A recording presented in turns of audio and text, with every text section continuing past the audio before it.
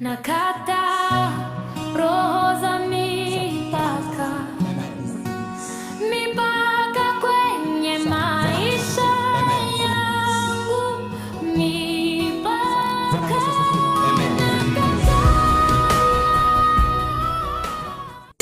Of limitation, law za mipaka na viziwizi. Bwana Yesu asifiwe. Amen. Kuna lamani ambazo mtu amecholewa kwenye ulimwengu wa roho kuwa atafanya lakini ataishia hapa, atapata lakini ataishia hapa.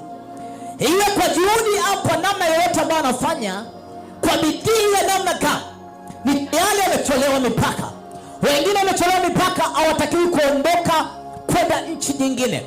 Hata wafanyaje ni amecholewa mipaka ya kuwa ataishia Tanzania, ataishia Kigoma. Ni amecholewa mipaka, ikitokea fursa ya namna yoyote ya kutaka kumtoka ile mipaka, anajikuta amezuiliwa, amejikuta hana hatua. Nataka kukataa mipaka ambayo imechorwa. Hii inachorwa kwenye ulimwengu wa roho. Hii inawekwa kwenye baadhi ya familia. Hii inawekwa kwenye baadhi ya vijiji. Hii inawekwa kwenye baadhi ya miji. Watu wanacholewa namna ya kutembea. Kuna mtu ameambiwa hawezi kashika milioni 5 na hawezi akaishika. Nilikutana mtu mmoja ambaye akaniambia kwenye maisha yangu yote sijawahi kushika fedha zaidi ya 300,000. Anakwambia nikiweka hela mpaka inafika 300,000 ni kodi imefika. Nikiweka hela kafika mpaka 300,000 ni tayari mtoto anaugua, ni tayari mke anaugua, ni tayari kuna shida inatokea nyumbani. Kwana avukagi 300,000. Mwingine anakuwa ni milioni 1, mwingine anakuwa ni milioni 5, mwingine anakuwa ni milioni 20. Ni mipaka amewekewa, hawezi kuvuka hapo. Atashangaa ingia kwenye matumishi ambayo akulazimika kuyafanya imradi fedha ipungue.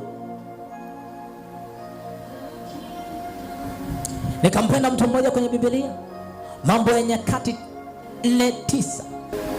Biblia inasemaje? Amen. Biblia inasema naye Yabesi alikuwa mwenye heshima kuliko nduguze. Anasema naye Yabesi alikuwa ni mwenye heshima kuliko ndugu zake. Na mamaye akamuita jina lake Yabesi. Na mama yake ndiye aliyempa jina, lakini alimuita jina Yabesi. Akisema mama yake alipokuwa anampa jina Yabesi, alikuwa akisema ndani yake, ni kwa sababu nalimzaa kwa huzuni. Ni kwa sababu nalimzaa kwa huzuni. Huyo Yabesi akamlingana Mungu wa Israeli. Biblia yangu inasema na huyo Yabesi, nisikilize kwanza. Yabesi alijikuta tayari anaitwa Yabesi.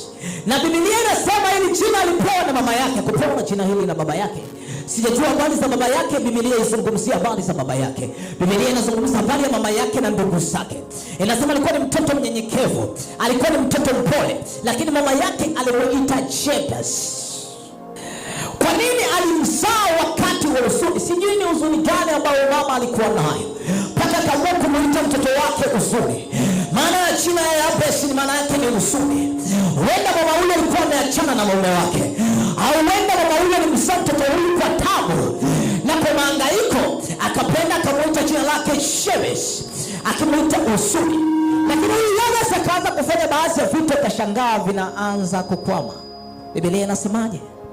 Biblia inasema ndio huyo Yabesi akamlingana Mungu wa Israeli. Yabesi akamlingana Mungu wa Israeli, akisema lau kwamba ungenibariki kweli kweli, na kuzidishia hozi yangu. Akasema na kunizidishia hozi yangu, na mkono wako ungekuwa pamoja nami, nawe ungenilinda na uovu, ili usiwe kwa huzuni yangu. Ili wewe Bwana usiwe kwa huzuni yangu. Wewe Bwana usiumie kwa sababu ya huzuni yangu. Lakini Yabesi alitaka kitu kimoja kwa haraka. Akasema uziongeze hozi zangu. Biblia ya Kiingereza mahali ya hozi imeweka territories au coast, ikisema la kwamba ungenibariki kweli kweli na kuiongeza mipaka yangu. Kuwa wanafamilia wa Jesus Embassy, tafadhali subscribe kwenye alama hiyo nyekundu, gusa, alafu bonyeza pia alama hiyo ya kengele ili kuwa wa kwanza kupata video hizi za mafundisho ya Mungu.